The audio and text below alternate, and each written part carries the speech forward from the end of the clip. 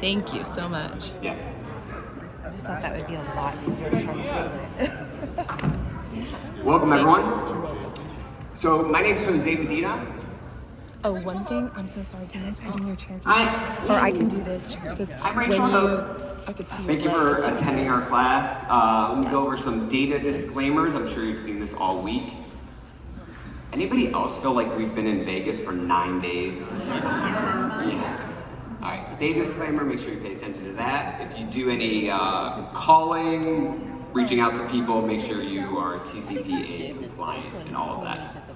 Let's go over how this session is gonna go. So today we're gonna have 3 different sections of our class. So we have an appetizer, we have a main course, and we have a dessert. So the appetizer is gonna be me and Rachel going over some MoFR content. What is it, how do we use it, all of those type of things. Then we're gonna move over to the main course, which is we're gonna have a panel that's gonna talk about how they use MoFRs in their business to get more business. And then the last 15 to 20 minutes or so, we're going to have questions and answers. So as you're writing notes, make sure that you're putting down some questions. We'll be running the mics and being able to have that. Sound good? Cool. Rachel, do you want to introduce yourself? Sure. So I am Rachel Hogue. I am a Director of Sales for Jose Medina and Associates. He's the TL for Jose Medina and Associates because that's Jose Medina. So I have been on his team since 2008. Been Director of Operations, was in the listing department, moved into Director of Sales. I'm also a listing agent on the team. Sold 43 houses myself last year for almost 10 million. And I oversee a team, inside sales agents and outside sales agents. We sold 660 last year. Before you get too excited about that, we also are in Ohio, so our average sale price is, $2 to $250. Thank you very much. So we got to sell a lot more. But that's me in a nutshell. Cool. My name is Jose Medina. So I have been using MoFRs in my business really probably within my first 2 to 3 years. So last year we had a team that did about 650. We had another team that did about 200 transactions.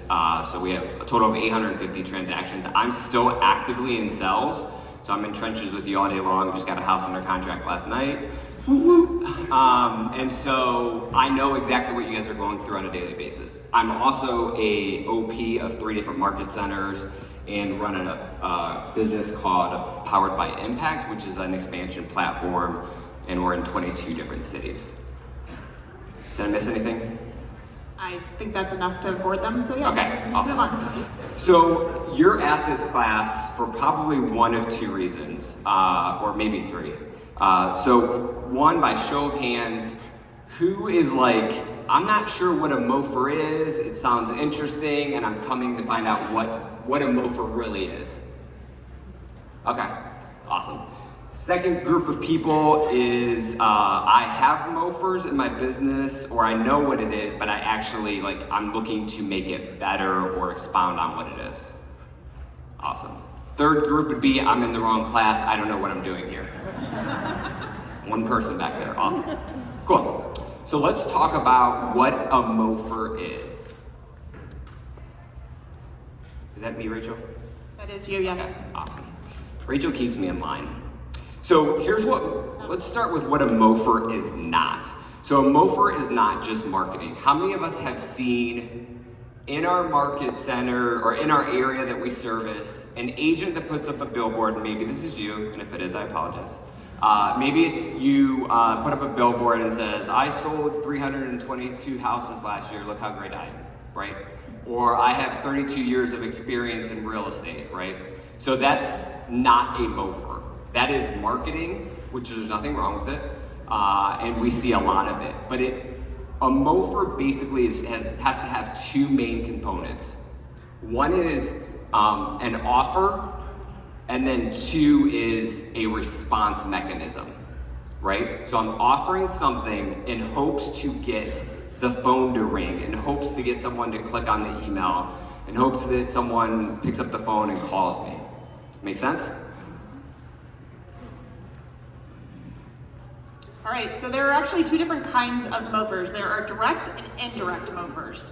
So a direct MoFR, a cash offer, a sell it now, as we call it at Jose Medina and Associates, Things that you want to call to action immediately. You want to get into business with that potential client or that lead immediately. Okay, that is a direct. An indirect is, oh, would you like a monthly email to know what your home's value is? So that eventually, like you're having a touch to them, so that eventually they'll bring the business to you, so that when they are ready to sell their house, they come back to you because they have a relationship with you, they know you. So that's an indirect. Questions on that? It could be a little bit. So if I had to pick one, is there one better than the other, or should we just be doing both? You should be doing both. You want to get into a relationship, you want to nurture a relationship, and you want to get business in 3 years from now and 10 years from now. You also want people to be calling you today, asking for a home valuation or asking for a sell it now offer or cash offer. You want business today as well. So if you're going to, a lot of people actually, you probably already have an indirect mofer and you may not even know it. If you give like a, I know an example Jose has given is like a hot buy foreclosure list. If you tell people or investors to get on one of those, that is an indirect mofer. Congratulations, you have a mofer. So if you're having a hard time understanding what a mofer is, I would encourage you to open up your email. If your email is anything like mine, you probably have emails from J. Crew or Dick's Sporting Goods or wherever else. Wherever you shop at, you have something in there that says, order by the end of the day today, and you're gonna get 30% off. They're making an offer for an immediate response. Make sense? Cool. So it's actually, they're all around us. They're all around us. We just have to look at it through the real estate lens. One thing, I'm not sure we actually said this, but MOFR stands for Make Offer for Immediate Response. That's what it stands for. That's why we have to say this terrible word constantly, MOFR, MOFR, MOFR. So to make offer for immediate response, you may have known this maybe in early 2000s, known as a call to action. So when you think about a MOFR and how that can apply in your business, there's really 4 steps that you need to walk through when you're creating an effective MOFR, okay? So the first one is research the market. So I'm pretty obsessed with the front line of a buyer and a consumer. So I spend countless hours thinking, typically when I'm mowing my grass, about what the problems, what are the concerns, what are the issues that are standing in front of a buyer or a seller to buy or sell a house. When you think through that, yell out, what are some concerns right now that basically stop a buyer or are obstacles for a buyer? Yell it out. Right. Interest rates. One person knows. So interest rates, what else? Affordability, yep. What else? Lack of inventory, yep. Multiple offers. Multiple offers, so how do I win at multiple offers? One of the ones that we spent some time last year kind of brainstorming around was, I want to sell my house, but I don't want to put my house on the market until I know that I can secure my next house. It's like the chicken and egg of buying and selling a house. And so we spent months creating a MOFR around how do we solve that problem for a buyer or seller. Make sense? Cool. Step 2 in the process, there are 4, is figure out a path to solve the problem. So now you've done your research, you know that there is a problem, you know that your buyers and sellers have an issue with something in the market. So now how do you become the problem solver? How can you create a system, a process, a new program potentially at your company to then solve that problem for them? So this is what I call like the whiteboard phase. So several of you have been in meetings with me, and you know that I think a meeting sucks unless there's a whiteboard, where we can like throw down a bunch of ideas and kind of like brainstorm things. That's what we're doing in this. We're like saying, what can stick? How can we make this work? How can we solve this problem for the buyer and the seller? Do you have something? I was just gonna say, in that phase, this is an area that Jose and I are usually sitting there whiteboarding it first. You'll probably want to bring some other ideas and other people into that brainstorming session as well, and kind of give them a background as to how you got to where you are, but then also what problem you're solving and all that type of thing. If you have people in your market center or people on your team that you know, like, and trust and can give you some good advice, getting a few more eyes on it has helped us. I can tell you that in the past. Sometimes we will think opposite of each other, which is good, and sometimes we can get on the same track. So making sure you're getting some input from some other people on your team or in your market center can be helpful. So one of the keys to making an effective MOFR is, and I've been doing MOFRs for years, I've created many MOFRs that are not effective, so I can tell you what doesn't work. And it has to be timely and it has to be ready for the market, and it also has to be very simple for people to understand, okay? So this is the packaging it up. Let's clean up the loose ends, let's put a fancy title on it, and let's actually put everything together at that point. This is also where we test it. So we do not automatically throw this out for our entire team to present. As soon as we have a new idea for a MOFR, this is not available to everybody. We will kind of do a case study, if you will, and work with, let agents know that this solution is available and see who has a candidate for it, and let's walk through it together. Because I can tell you, we've forgotten some things. Joanne, our keep us on track person, will tell us, like, you forgot to figure out this, or you're gonna need an addendum for that, or what's the title company gonna do about this, that type of thing. So definitely, like, don't project it out to the world until you've tested it once or twice to make sure you have all the wrinkles pressed out, if you will. Yeah, so about 6 years ago, we created what we call as our Sell It Now. It's basically our cash offer program. And our first person, Nikki, here in the front row, raise your hand, Nikki. So Nikki had a buyer that was in this situation where it was like a Sell It Now option. And it was like we were still in the whiteboarding phase and figuring it all out. And we wanted to test it on someone that we already knew. So we rolled it out on her client, and they were very gracious guinea pigs, if you will. But that's the testing it part of it. And then marketing it. So number 4, the last step is you got to market your message. So you got to make sure that people know that you have a solution to their problem. Okay, you've done all your research, you've created this whole great plan, this whole great system, you've implemented a lot of things. Like, now you've got to let the world know that you can help them, right? You are here to help them and solve their problem for them. So that's why they should work with you and not with everybody else that's in your city. So one of the things that we've had to adjust when we've done MOFRs is not every market makes sense for every MOFR that you have. So a while ago we had, it was called Sold Promise. And this was developed in a market where it was taking 9 months to sell the house. So our Sold Promise was, we'd sell your house in 63 days, guaranteed, or we're not gonna charge you a commission. Is that a MOFR that makes sense today? Probably not, right? So we have not done a Sold Promise, we've not marketed it because it just wouldn't be timely. So sometimes you just have to abandon some and then just recreate them as the market changes. We have another one too I'd like to explain. So we have a one move, which was solving the problem as they was just talking about, where I want to buy a new house, but I also have a house I have to sell. So which comes first, the chicken or the egg, right? So our one move was actually set up very differently, where we were going to buy their old house so that they could buy a new house. Well, we switched it around where we actually buy their new house, so then we can sell their house and then they buy that from us. So it was a little bit of a tweak in the system and a little bit tweak in the plan, and it makes it a little bit easier. It's a lot easier for us to explain to our clients, it's a lot easier for them to understand. And what it did is makes them a cash buyer for their property that they're purchasing.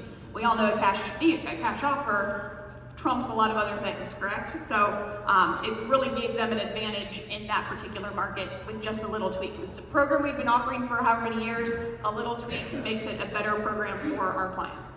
Awesome. All right, so let's transition into our panel. And so let's go ahead and start. Dan, do you want to start us off? And why don't you start us off by telling us, tell us about your business, where you service, what your team looks like, and then jump into well, actually just start there. Just do an introduction. Hi, my name is Dan Hojabri. Hojabri is Persian for lion keeper, so feel free to call me lion keeper.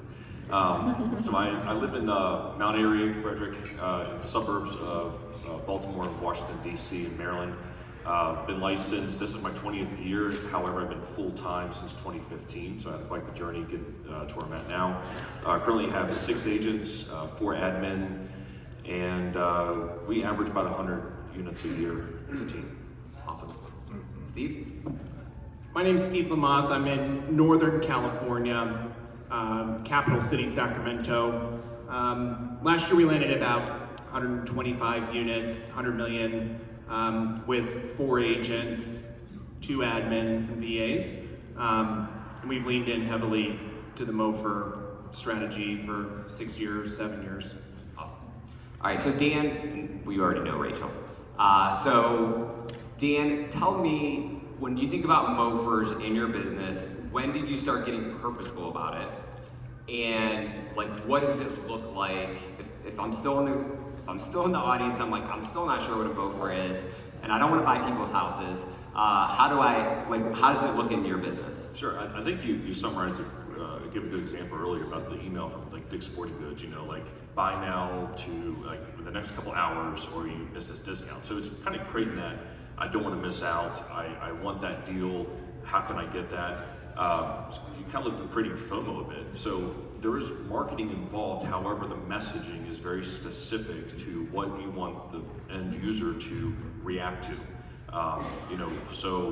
We look at it as, okay, if I'm trying to attract sellers in this market right now, well, I've never met a seller who wasn't a buyer first, right? I mean, how many here has ever met a seller and said, I'm selling my house in 2 weeks and I have no idea where we're going, have no plans, we'll just figure it out. I mean, nobody, because sellers are buyers before they're sellers, right? So we have to put things out, messaging out to get them to react to, okay, we know what their potential problems could be, how can we offer some solutions to their problems, that way they will contact us because we kind of hold the key to the gate to help them through that. So. Perfect. Steve? I would just add on that, I think that I kind of had an epiphany 6 or 7 years ago that as agents, we kind of, especially on the seller side, I will add, it's easier to offer MoFers on the seller side. I mean, there's a lot more MoFers, a lot more problems to solve, but hopefully we can touch on some buyer MoFers today. But I think we all kind of offered the same value proposition. And I was a listing agent for a long time, and I would hear over and over again from sellers, you would hear, hey, you guys all sound the same, and what's the fee? It almost kind of landed at, what do you charge versus what are you offering? So I think, that value proposition was, I'll sell your home in the shortest period of time with the least amount of hassle, and you'll like me, right? Every agent says, right? Yes. So that's nothing unique. And it was so frustrating, to kind of lose business, and it had nothing to do with how experienced you were, right? It might be an agent that wasn't experienced or whatnot. So about 7 years ago, I just started to think about, of all the sellers I've helped over my career, I've been doing this for 13 years, what are the main problems and pain points? And you think about the best businesses in the world. I'm a huge Apple fan, right? I download a document onto my iPhone and I have it on my iPad and my MacBook, right? So what problems do buyers and sellers have that you can solve? And I want to argue and make this point, you don't have to have a lot of money to do this. There's companies like Curbio and Revive. Go out and find partners and companies that are offering these solutions that we talk about today. I don't want you to start taking notes and think that, man, I can't do this because I don't have enough listings or enough leverage. Anyone can go and do this.